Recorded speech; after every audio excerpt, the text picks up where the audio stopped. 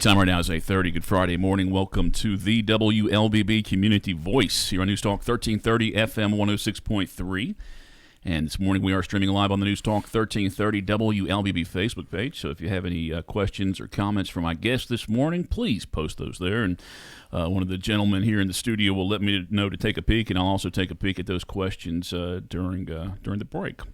My guest this morning, he's a pretty boy from Haralson County, but he could also crack your skull. His name is Stacy Williams. He is the sheriff of Haralson County, recently reelected, starts a brand new 4-term in January of next year. Correct? Am I accurate on that? You're exactly right, sir. All right, good. I wanted to bring you in just kind of an end-of-year review for the past year and then look forward to the next year, but I also found some little tidbits and goodies on the interwebs, some stuff I can throw out there at you. I think one of them is an interesting case, and I don't think it's yours, but at least you know something about it, and we'll put it out there that, hey, this wasn't my case, but here's what I might know. So, hey, good morning. Good morning to you, and good morning to the listeners out here. Happy Christmas. Merry Christmas. Is that the same get-up you wear every time, or you got something going on today? You know, January will be like 34 years I've been doing this job, and I really don't care to wear the uniform anymore. It's just, that's just not my cup of tea. But today's a busy day. I got this morning. We got a police graduation. I got 2 deputies graduating, graduation at 10 o'clock this morning. We got to go up to Rome at the Georgia Public Safety Training Center, go to the graduation. We've got to swear them in today, formal happenings, and then today at 1 o'clock we got a funeral. Retired Sergeant Wayne Jackson with the Georgia State Patrol died. He was my corporal and buck sergeant when I was with the State Patrol, and he passed this week due to just health conditions. And Wayne was a good guy, so got a kind of a busy schedule today. So, well, thanks for fitting us in. We're lucky. We're just early in the morning before everybody else is doing stuff. So we got. I usually get up early in the morning anyway. So true story. Have you been sworn in? Have you had a little ceremony for next year? No. The way they're going to do it in Haralson County, everybody does it a little bit different. Monday, I believe it's Monday. Monday, December 23rd, 7 p.m.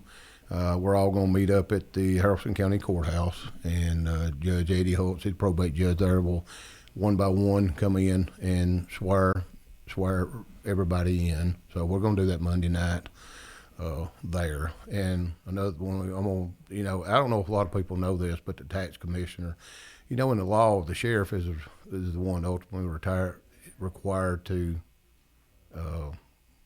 pick up taxes.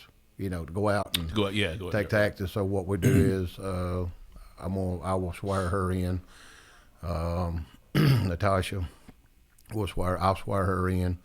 I used to remember the code section on that right there, but what we'll do is once I get done doing that, I'll turn around and I'll swear her in as a de facto sheriff and do that, and it gives her the authority and everything. She'll have the same authority as I when it comes to collecting taxes. So it's kind of neat. A lot of people don't know that. It is. I mean, it definitely sounds like something from the early 1800s where they can just go door to door and collect those. Well, it goes back. One of you call sheriff's constitutional officers, like the clerk of court, probate judge, and the tax commissioner, because when the state of Georgia, when our forefathers wrote the Constitution, that's where we get our authority from. It was written in the Constitution. It wasn't written like, hey, let's create a law to do this. It wasn't like that. Our authority was created when the state of Georgia was created in the Constitution, thus constitutional officers. That's like the Holy Grail. You get it from the start itself. That's like a police officer.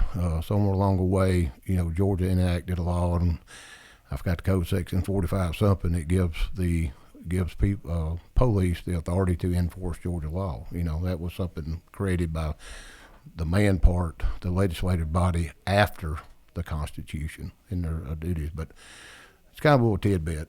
It's just where the sheriffs and the other 3 constitutional officers get. That's why do you call them constitutional officers, because that's the reason why.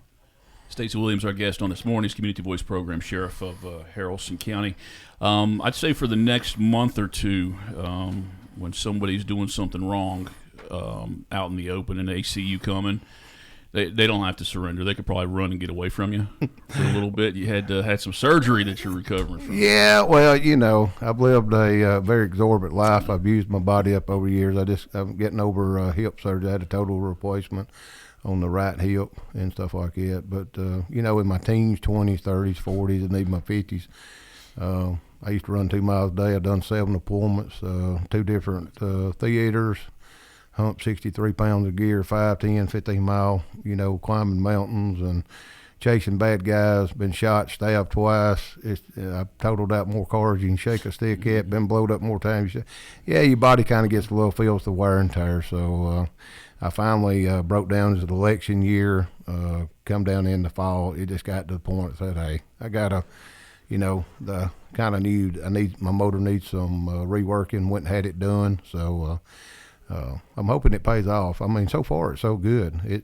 It's a tough surgery, but the benefits. Oh, yeah, just thinking about it makes me cringe. I mean, it's pretty rough. Yeah. I mean, I tell people it makes you feel like you've been kicked in the butt by a mule. It's a new hip, right? Yeah. New hip you got. Yeah. Oh, yeah. And they built it back better than the way the good Lord made it, kind of so to speak.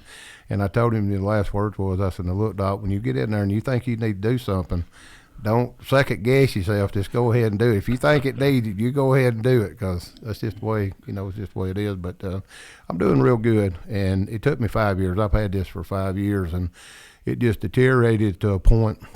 I'm stubborn in some ways, and the way I've been running the office up there, we've had so much to do over the last 4 years. It's just we work 7 days a week, and there's just so much to do.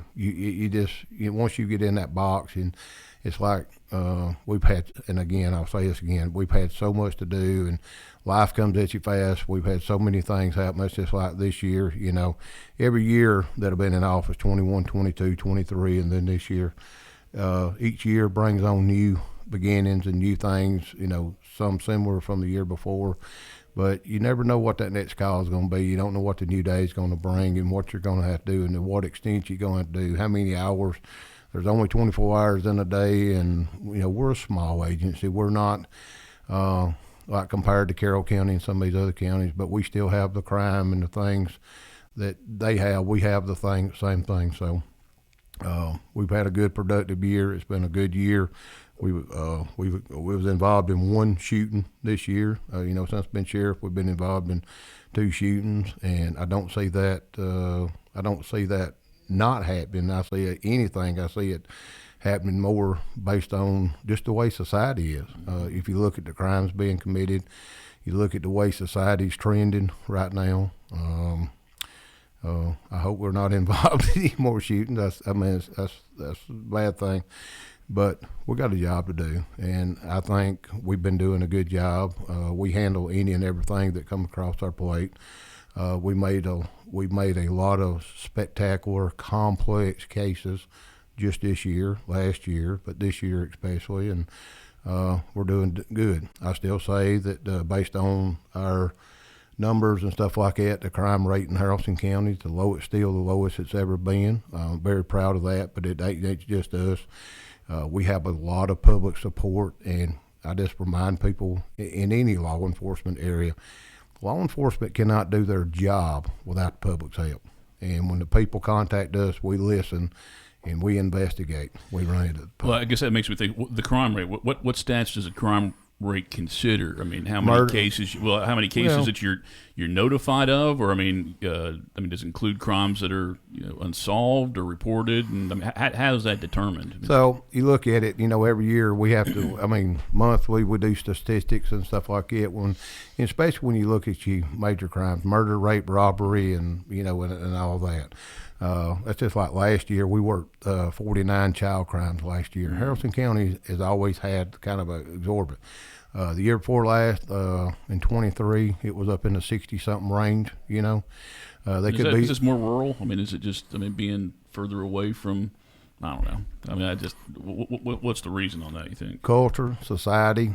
It's just my county versus Carroll County, my county versus Polk County. When you go to these counties, what we do and what we investigate is different from what they've got. It's the people, the makeup of your people. We made a lot of cases this year. We've got a lot of convictions this year, and a lot of people unfortunately had to go to prison because of their dubious acts. And that right there is one of the things when a lot of times in my career, when you look at crime, You take one person, that one person it's like they're involved in everything.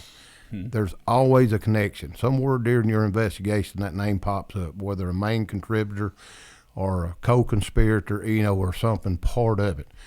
When you catch these people and you get them to the good and you investigate it, do your job, get the facts, you present a good case, you lock them up, you send them, it goes to court, and the court finds them guilty, whether it's a jury trial or, admission, taking account for their actions or whatever.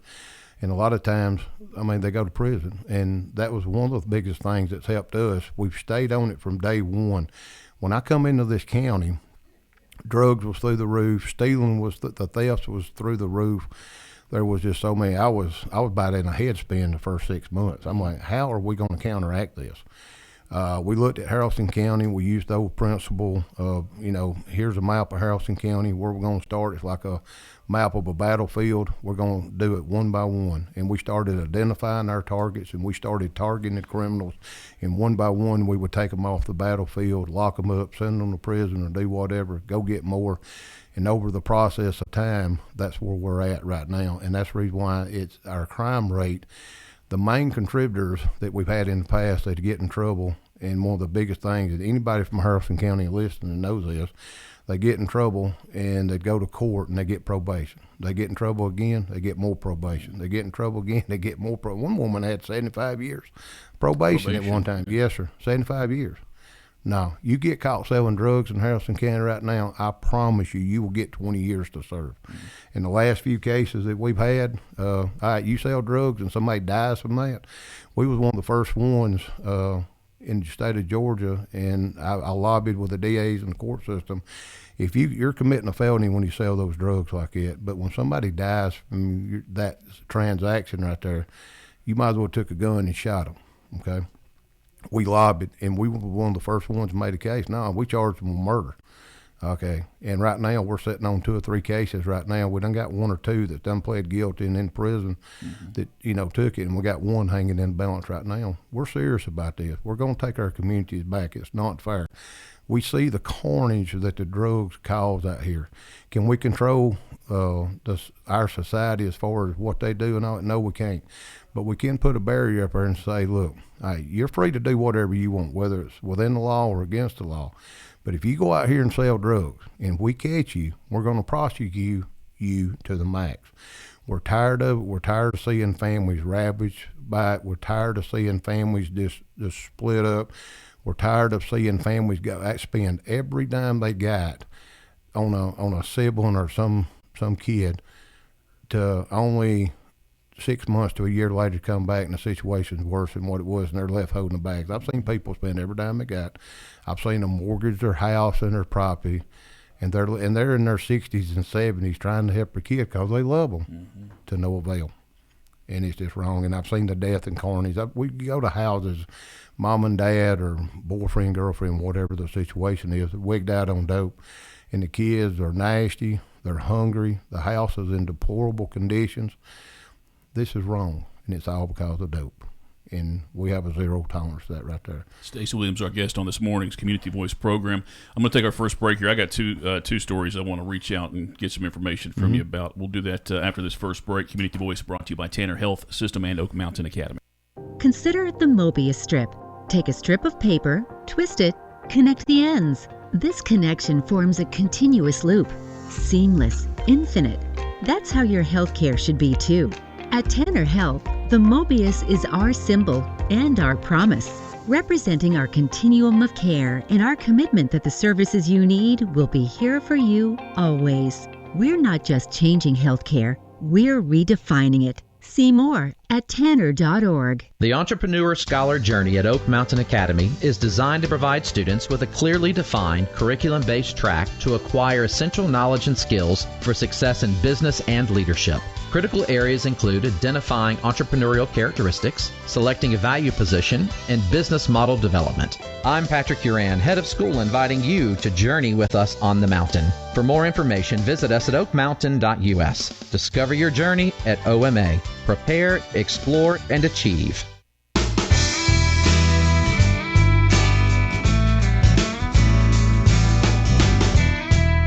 844, welcome back to the Community Voice. My name is Colin Worthington. My guest this morning, Haralson County Sheriff Stacy Williams. I told you before the break I had two things I wanted to, at least two things I wanted to talk to you about that I thought could be some detailed stories.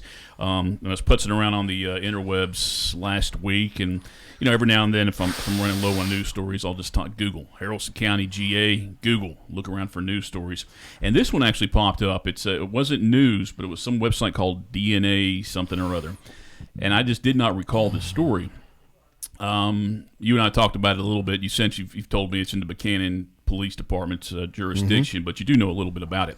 It says in September 2023, skeletal remains were discovered deep in the woods near Buchanan, actually in Buchanan, just west of Atlanta. The remains consisted of the top portion of a skull with the lower mandible and other bones missing. Despite investigators' best efforts, no further identifying information was found, and the identity of the individual remains unknown. This group, I believe, they studied DNA, and I think they were kind of trying to do a crowdsource, raise money to do this. But apparently, since this story came out, they've determined some things.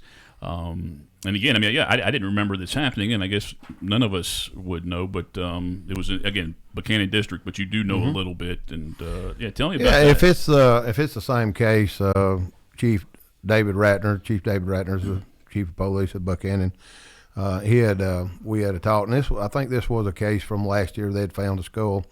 I don't remember the street, but if anybody's familiar with Buchanan, it's just down below the old 27, down below the Big Bull, across from what used to be the Hunger Harbor, that street on the left. But I believe it was last year, some kids were found playing with a portion of a skull kicking it like a soccer ball, doing something with it.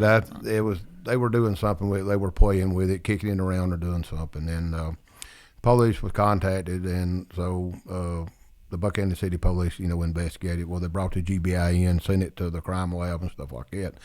And about, I think I told you about maybe 2 months ago, month and a half ago, I was talking to the GBI. In the case, they had sent the skull to the GBI in Atlanta, as I was told, and then they sent it out to a more expertise type testing, I guess DNA and all this other stuff, services they couldn't offer there. And they sent it to a lab in Texas, I was told. And they ended up extracting some type of DNA and doing what they're doing. And it was my understanding they found a couple like relatives, some close matches based on the DNA. And they got DNA from, they went and done something they located them people, went and got it, submitted it, and it come back, and the skull was from they identified the person, and I never heard the name, but it identified the person from, this person had died back in 1935, and, and I was telling you, in Haralson County, in like 1900, there was over 2,000 farms in Haralson County. You have to know the history of the county. So there's a lot of fields and stuff like that. And back then, they didn't go 8 miles to the right to bury a body in a cemetery and stuff. A lot of times landowners, they had, 100, 200, 300, 400 acres of land. A lot of times people buried themselves on the land. Trees were cleared and stuff like that. Fast forward 50, 100, 125 years. And when you look at it, trees have grown up. We drive down the road, there's forest there, but you don't know what was there one time before, several years ago. So, in the graves back in, nowadays they dig them usually, by machine, 6 foot, something like that, with a little mini excavator. But see, back in, they used to hand dig. They'd dig 2 or 3 foot, something like that, bury them, and then put a rock up. They didn't have money. They didn't have headstones like we had today. They had them, but it cost money. A lot of people didn't have money. So it was my understanding that it was, they identified the person on that case, and that was a good thing. It let us know at least we didn't have an unsolved murder. Right, that's the point. It's still an interesting story. Very interesting. Disappointed I didn't hear about it before, and I'm glad you cleared that up for me because I thought we missed out on something. Right. Hey, I'm going to go ahead and take our second break here. Come back and continue our conversation with Haralson County Sheriff Stacy Williams. I think right now time is 8:49 or 8:48. We'll come back with more Community Voice after this. Consider the Mobius strip. Take a strip of paper, twist it, connect the ends. This connection forms a continuous loop. Seamless, infinite. That's how your healthcare should be too. At Tanner Health, the Mobius is our symbol and our promise.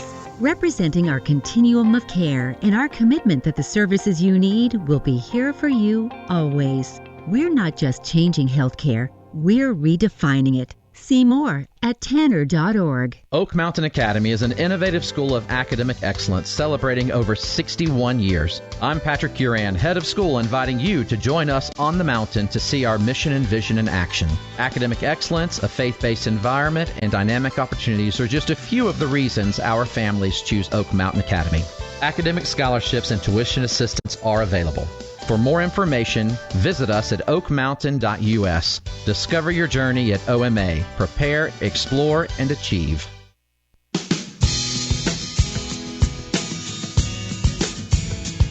8:51. Welcome back to the WLBB Community Voice program on this Friday. My name's Colin Worthington. My guest is Haralson County Sheriff Stacy Williams.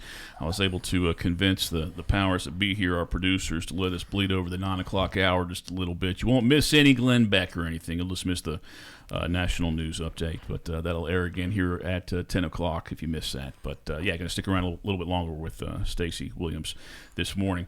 I'm going to try and get two more stories out of you here, things that I was personally interested in. I saw this on the Facce book yesterday. Somebody had posted, last night, 3 teenagers shot out the rear windshield one of my senior citizens' vehicles. How sad it is that anyone, let alone a senior citizen, has to deal with these actions done to them. A little bit more, but what's that associated with? So a couple of nights ago, we started getting reports, Tallapoosa, especially City of Tallapoosa Police Department. There was a vehicle riding around, shooting out windows, doing damage and things like that. BB gun. When I got briefed on it in the City of Tallapoosa, they had 2 homes, I think it was damaged, plus a business, I think windows shot out and stuff like that. We received calls from the county on the south end, the Providence, 0100 area. The person there identified the vehicle. He was in the yard. I think he had some Christmas decorations they were shooting. He identified the vehicle. He alerted us, the Haralson County Sheriff's Office, and a search was conducted. The vehicle, it's my understanding, the vehicle made it over to Alabama, and when it got over to Alabama, they ended up shooting a car over there, which happened to be occupied by off-duty Cleveland County deputy. And so anyway, they made their way back to Georgia. And, so by this time, dots had been connected, and suspects, they had a good idea who it was based on the vehicle description, I guess tag number, stuff like that. So the 2 juveniles were taken into custody at their residence in and around Tallapoosa out in the Broad Street area. And I think the other young fellow, I think he was 18, and he lived in Alabama, so I'm not sure about his status yet. No injuries, though?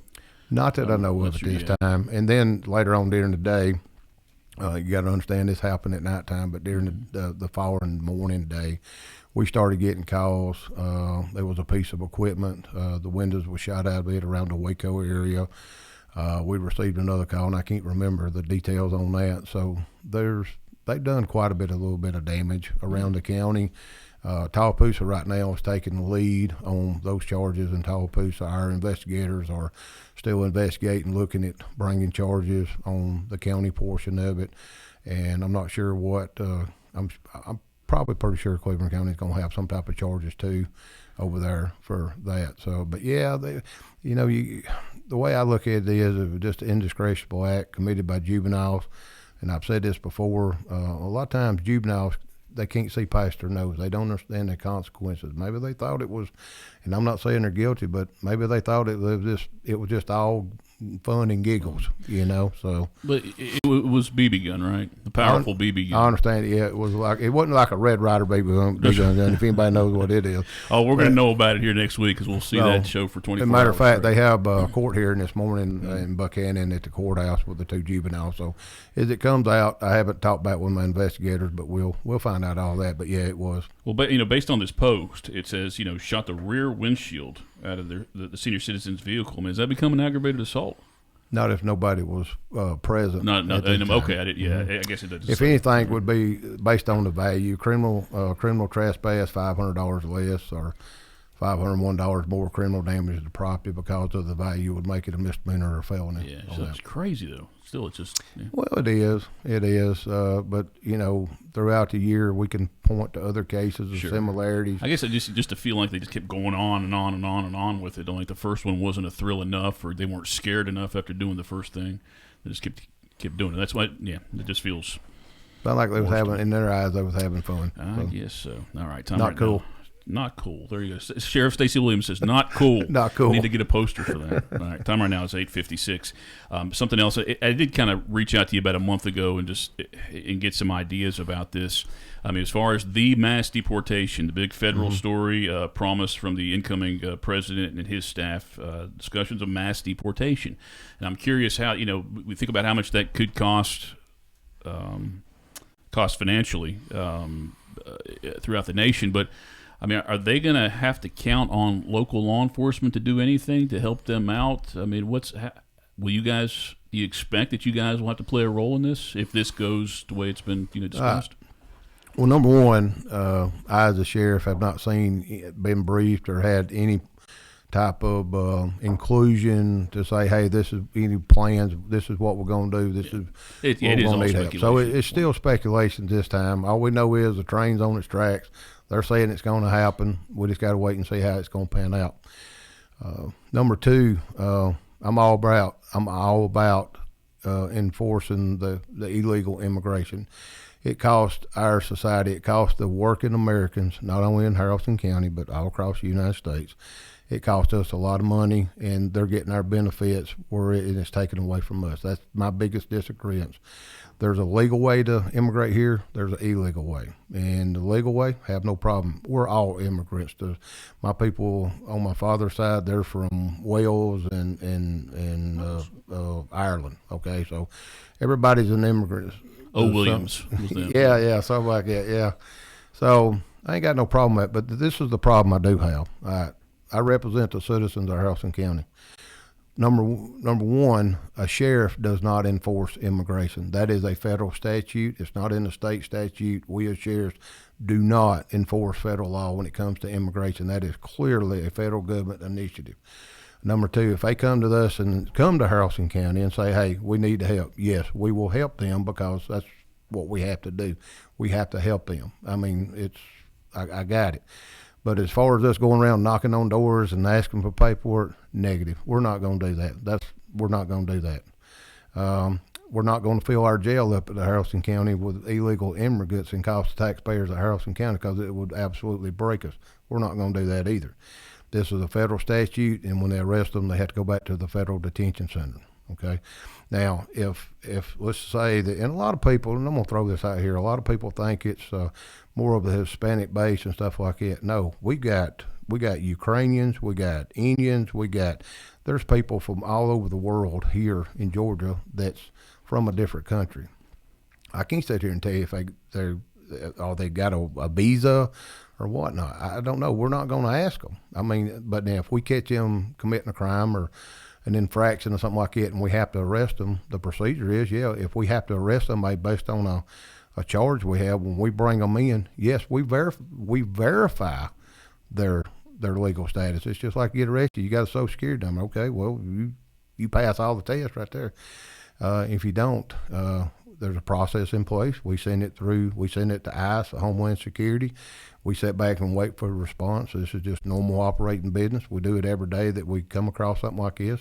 And if this person's got, if ICE or Homeland Security wants to place a detainer on this individual, then that's on them. And if they say, hey, we want to put a hold on this person for immigration and stuff like that, okay, we honor that. But you got 48 hours to do that. And what that means is within 48 hours, you need to go get, the federal government needs to go get a warrant, and you have it signed by a judicial judge.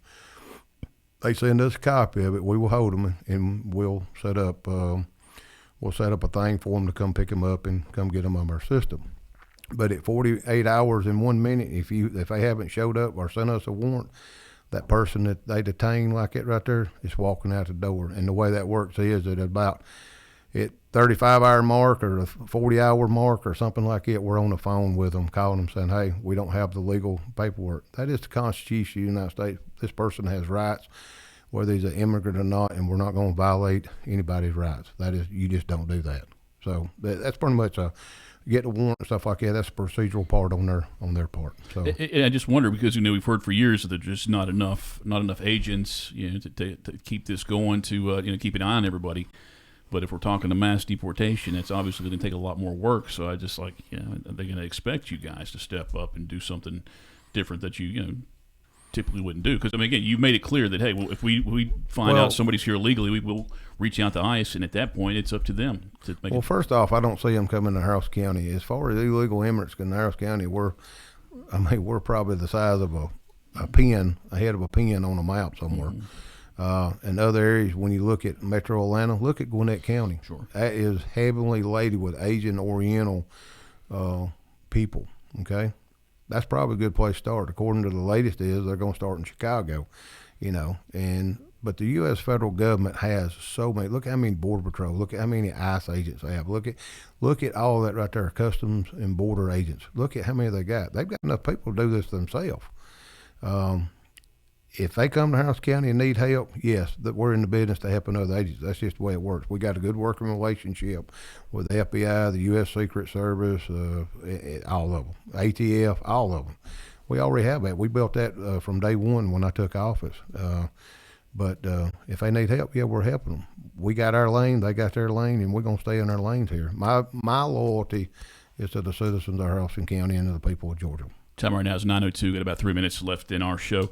With the new year, obviously you'll be sworn in to start a new 4-year term, but you'll also be working with a new chairman. Mm-hmm. Does that? Is there a grace period for Brian Walker? You got to educate him for the first 6 months and tell him, hey, this is the way it's going to happen, Brian. Well, if it goes anyway like it did me, it took me the first 6 months a year to get my head from swimming, from swimming to trying to take over. Brian is a lifelong friend. We went to school together, played football together. Graduated Fire Academy together, so Brian is a friend. We talk very often and stuff like that. He has his ideas, he has his things that he feels like he wants to do and the way he wants to govern and stuff. And my job is to support him and his actions. I've got my job, I've got my duties, and he's going to have his job and duties. I'm there to support him, and I hope he's there to support me. I think it's going to be a new breath of air, considering coming in. The problem we've had before in the past is that there's no secret that we've had a rocky relationship with the outgoing chairman and some of the commissioners and stuff like that. I mean, it's just the way it is. But over time, we've done our job. I've stuck to my guns. I'm a constitutional officer. I work for the people of Haralson County. The sheriff's office is independent from the Haralson County, just like Terry Langley and the Carroll County Sheriff's Office. Across the state of Georgia, we have a sworn duty to do, and we're going to do it. I think it's going to be very interesting. We got a new commissioner coming on board, Eddie Ivey. He's going to be sworn in. I just think I think it's all going to be good. We just have to give him some time to get his course worked out as far as, to find his way and things like that. I think he'll do good. All right. Before we do head out, you want to say who you're thankful for? You want to give a big shout out to Heather or Jameson or anybody and tell them how special they are? And I think everybody at my agency is special. They've done, when we talk about the end of the year review, everybody's worked so hard. My hat's off to them. The accolades just goes across the board to each division, all the commanders down to the lowest level person. Everybody's just done an outstanding job. We're looking forward to the new coming year, which, our budget runs from July 1st to June 30th, so it ain't like January 1st we come into a new budget or anything like that. It's been a spectacular year coming off the election, first term. One was 79% of the vote against two other candidates and stuff like that. I still remain steadfast to the people of Haralson County. I tell people I put my britches on just like you do. I'm no better than anybody else. No, you don't, because you got a bad hip. Well, right now I might put it on a little different, but I'm getting back into it. But the message still remains. We're here to serve the citizens of Haralson County and the citizens of the state of Georgia, and we want to do good for our people. We got a lot of community programs coming about this year. We're very active in the community. We like to put back into the community, and we're here to help people first and foremost.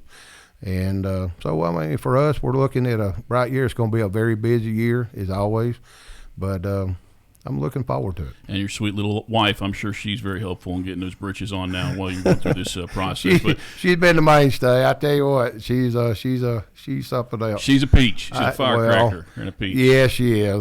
My hat goes off to her. She's been wonderful. My hat goes off to her, too. Hey, Stacy, thank you. Thanks for coming in. Thank you for talking to us this morning. And thanks for sticking around an extra 5 minutes. And thank you for watching and listening to this morning's Community Voice program. We will have a show with the Reverend Kevin Williams on Monday, kind of a pre-Christmas show. So hope you'll tune in for that right here on News Talk 1330 at 8:30. Have a great weekend, everybody. 25 miles per hour.